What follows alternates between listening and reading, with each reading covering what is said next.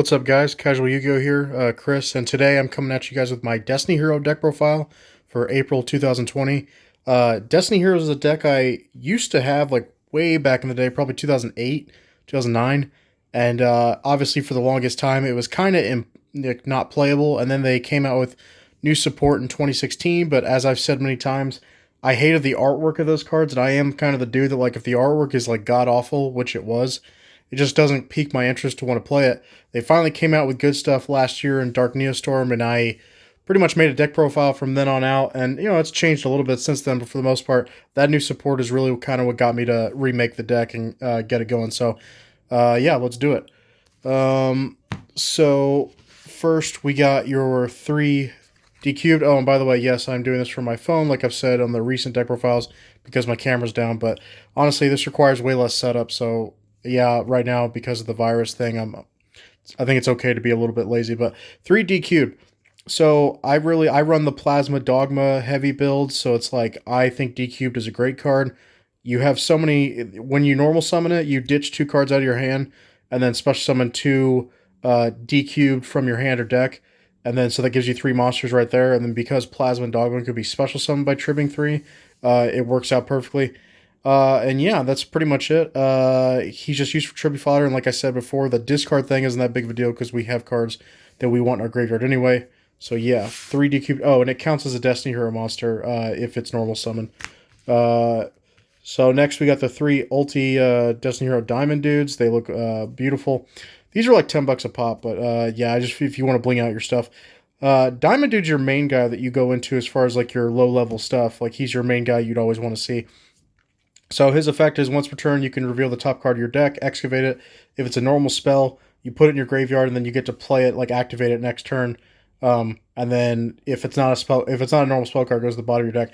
That's why with our deck we run so many normal spell cards, and you'll see like more stuff later on in the deck profile. But yeah, I would say he's pretty important. He's not going to win a game for you most likely, but he's kind of like an engine of the deck. Next we got 3 Destiny Hero Plasma.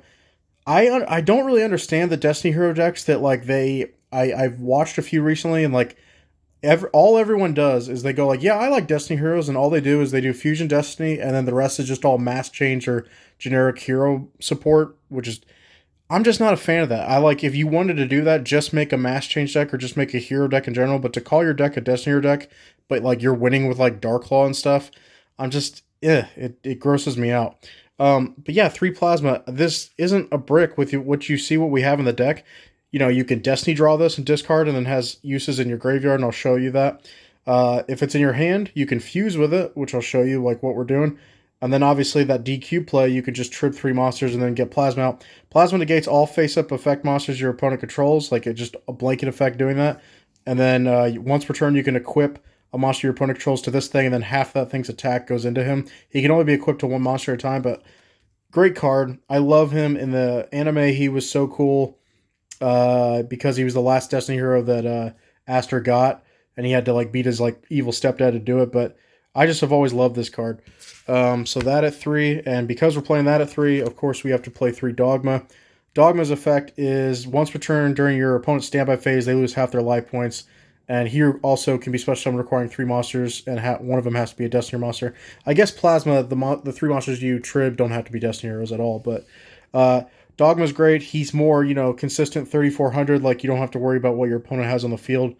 But yeah, he's a great card. And like I said, the same reasons we run Plasma is the same reasons we would run Dogma. 2 Destiny Hero Malicious, because Konami keeps flip-flopping this card from 2 to 3 to 2 to 3 to 2 again. This card actually, to be honest, with my build, I don't really have a whole lot of use for, and I don't play link monsters, so it's not like I'm just linking off the monster. Basically, all you can really use this for is tribute fodder, and like he's kind of just a free monster you can trib if he's in your graveyard, especially on the other one. But other than that, I don't know. I may consider taking him out because in my build he just doesn't do a whole lot. 2 Destiny Hero Dreadmaster. So Dreadmaster, the main okay, so I'll be honest. The last year, I guess what took me so long to upload this deck is because I was trying the Clock Tower Prison with Eternal Dread, the trap card that puts counters on Clock Tower, and then there's the I forgot what the level 3 monster is that when he's normal summoned, he puts a counter on Clock Tower Prison. I tried that build, but to be honest, with your Fusion Destiny card that will blow up your Fusion Summon monster, and then you can just because you can use this for Fusion Destiny, get it in your graveyard, and then when your monster blows up, you bring this back. The only effect you're missing out on if you don't play the Clock Tower Prison is that when he special summoned off of that, he brings 2 Destiny Hero monsters back.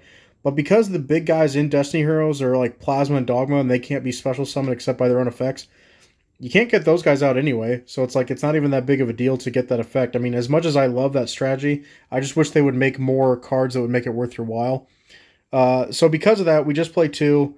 He's still a good card because his combined attack and defense is equal to, or his attack and defense is equal to the combined attack and defense of all other Destiny Hero monsters you control. So if you get the fusion monsters out and stuff like that, that can beef him up. If you got a plasma or a dogma on your field, that can beef it up. And that's pretty much what he's in there for. Yeah. And the turn he special summoned, your Destiny Hero monsters, I don't believe can be destroyed by battle or card effects. But in this deck, I don't think that really does anything because with Fusion Destiny, that's happening at the end phase, so that kind of goes away. But yeah, he's a good card. The one-ofs, I play 1 Destiny Hero Disc Commander. This is the old school print that doesn't have the errata on it, but the errata, for anyone that doesn't know, is he can't get his effect the turn he's sent to the graveyard. So it's not like you can just Foolish Burial or something like that and then get him back out. And then the effect of him drawing 2 cards when he's special from the graveyard, that's a once per duel thing. But he's still a good card, and he's something you would want to dump if you had the option. A card that I don't see anyone run, 1 Destiny Hero Doomlord.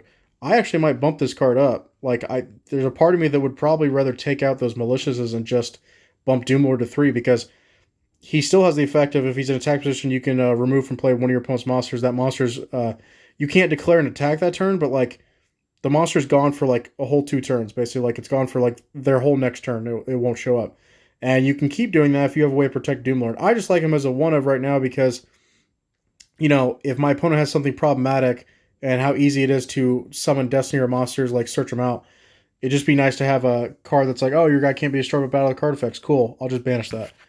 1 Destiny Hero Celestial. Celestial, if he attacks, you can target a face-up spell, pop it, and then do 500 damage. And then he's got his graveyard effect. If you have no cards in your hand, except the turn he was sent, banish this card on 1 Destiny Hero from your graveyard, draw 2 cards.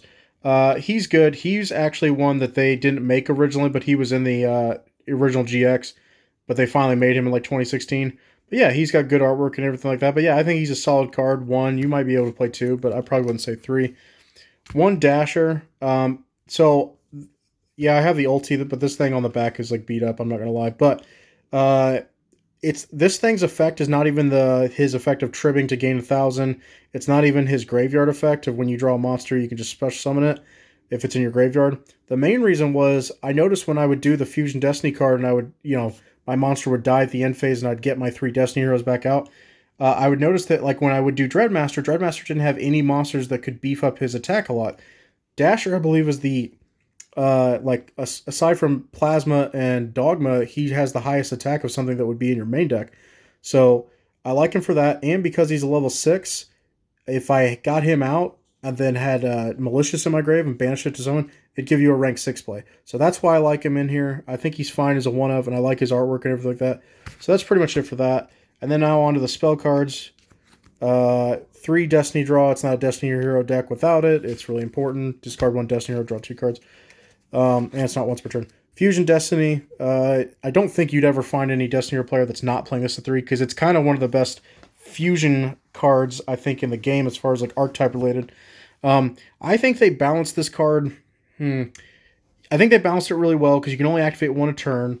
And then, yes, it lets you summon from the deck, but you can't go into anything that's not a Dark Hero monster after that, which is still probably a little too generic. They probably should just said Destiny Hero, period. But your monster dies, like it only lasts for a whole turn. It's on there for your turn and then your opponent's turn, and then it will die at their end phase. I think that's a good balance because you know that like your monster's not going to just sit there and dominate while it's still good support. And obviously for Destiny Heroes, you want a lot of stuff in your graveyard, and that helps you out. Because we are playing a fusion build, I'm playing 3 Fusion Sage, and the reason I'm playing this over King of the Swamp is because this is a normal spell card, so it's another card that just helps with Diamond Dude. Thins out your deck, all that kind of stuff. 3 over Destiny. I don't know if you ever found a Destiny Hero player that wasn't playing this. I think they're really stupid. So the main reason is because like you're pitching with Fusion Destiny, you got Destiny draws, stuff like that. And I got polymerization, so I can fuse my big boys. If you got a level 8 in your graveyard, you just play Activate Over Destiny, target that level 8 Destiny hero, and then just special summon Diamond Dude or Celestial or whoever you want. Like I said, if you were in a pinch, you could summon a Doom Lord and banish something. Over Destiny lets you summon from the deck. It's a great card. It's not a once per turn, so if you had more than one, you could just do that. The monster you special summons to store into the end of the turn. Who cares? Like no one really cares. Yeah. Okay. And then we got the 3 polys. Polymerization, obviously, like I said, this is a fusion build. And I'll go into like the extra deck of all the cool things you can do, or at least what I consider cool. But yeah, poly, normal spell card, another reason why we play it. One fusion conscription. This is a hard once per turn. You can only activate one. But the way I see it, because I play Destiny and Dragoon, if I have Dogma in my hand, I can search Plasma. If I have Plasma in my hand, I can search Dogma. Or if I want to set something up for the next turn, I can search either one, whatever. You can't summon the monster or activate their effects that turn, but like I said, if you're fusing with it, which is the purpose of what this card was made for, then I think it's fine. One Regeki. So I finally got a Regeki, like I would say, like in the last year or two, and I could never figure out what I wanted to play it in because I'm not the dude that takes my best card and just switches it from deck to deck to deck whenever I do deck profiles. A lot of people do that. If you see a card on my deck, I ordered it for that deck and I don't switch around. It's in that deck until if it's not in there, it's because I chose to take it out of the deck. It's not in the deck list. But for this deck, I saw synergy. But my main thing is sorry guys, that was my Xbox. My main thing is like I don't want to run generic staples if they don't have any synergy with the deck. This has synergy because it's a normal spell card. So in a pinch, if I had it, I could Diamond Dude and then be like, oh cool, Regeki next turn. That's awesome. And we have the ability to OTK in this deck, so I like that. Next, I got one reinforcement of the army. Standard, like thins out your deck, and it's a normal spell card. One warrior returning alive, so the reason I like this in here that I put in here is my little tech. Normal spell card, obviously. And then, because your ability to pitch with Fusion Destiny and stuff like that, you can pitch whatever warrior you want and then put it in your hand. So, because we're running Plasma and Dogma, if you wanted to do that and pitch one of those and then Warrior Returning Alive to put it back in your hand so you can summon it, that's the main reason why it's in here. And then lastly, one Assault Armor. You could probably bump this to 2. This is the thing, is like, I don't know, I may end up taking Malicious out and maybe bump this. You're wanting to kill your opponent, so Assault Armor is perfect. You have to equip it to a Warrior while it's the only monster you control. Not a problem, because usually you're fusing, and you can always usually fuse first before you have to do anything else. And then you send this card equipped to the graveyard, and then that monster you had it equipped to can attack twice. That's the main reason why it's in there. And everything that we're playing is pretty much a warrior, so that's good. Everything in the main deck's a warrior. So the extra deck, 1 Vision Hero Trinity, 3 hero monsters. His attack is doubled the turn he's played, so he goes to 5,000 and he can attack all monsters your opponent controls. Really good. Really easy to make in the deck. 1 Starving Venom. Starving Venom's kind of like a boring card to me. Like, everyone runs it as super poly and all that kind of stuff. If you wanted to do that, I guess you could, but I don't know. I really never get this card out because, like I said, because all the other fusion monsters are matching the requirements of the deck, this is just kind of an option if you had to, last resort kind of thing. Vision Hero Adoration. He's really cool in the deck because he has the synergy of he can target a face-up monster your opponent controls and 1 face-up hero monster you control, and that opponent's monster loses attack and defense equal to the attack of your target monster. Well, we can get some pretty beefy heroes on the field, and he only requires 2 hero monsters, and he's 2,800. He's a really good card. Okay, so the Destiny Hero stuff, 3 Destiny Hero Dominance. You obviously don't need 3, you could take it down to 2, but this extra deck is so wide open with what you need that it's not that big of a deal. He's got a lot of effects, so he takes 3 Destiny Hero monsters to make. Once again, Konami, good job, because 1, he's not overpowered, he's a really good card, but not broken, and 2, the artwork on that card is so much better than the stuff that came out in 2016, just looks like a Destiny Hero instead of some weird beast animal thing that was supposed to be one. Sorry. So you can look at the top 5 cards of your deck or your opponent's deck, stack them in any order you want. That helps with Diamond Dude on your plays, and then it could screw up your opponent on their plays. And then when he kills something by battle, you can draw a card. So if you equip Assault Armor, he can do that twice. I'm sorry, you can only use each effect of dominance once a turn, so I guess you couldn't do that, but whatever. It's the assault armor is there to kill someone. That's not there for that effect, I guess.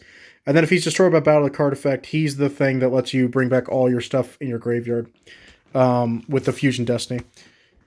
Next, we got 2 Destiny and Dragoon.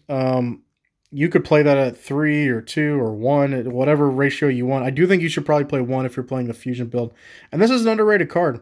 You can pop an opponent's monster, then whatever that monster attack is, they take damage out of their life points for it. He can't attack that turn, but it's not that big of a deal. But he's still got 3,000. He's still a warrior. And then on top of that, if he's in your graveyard, I think during your standby phase, you can banish a Destiny Hero monster and bring him back out.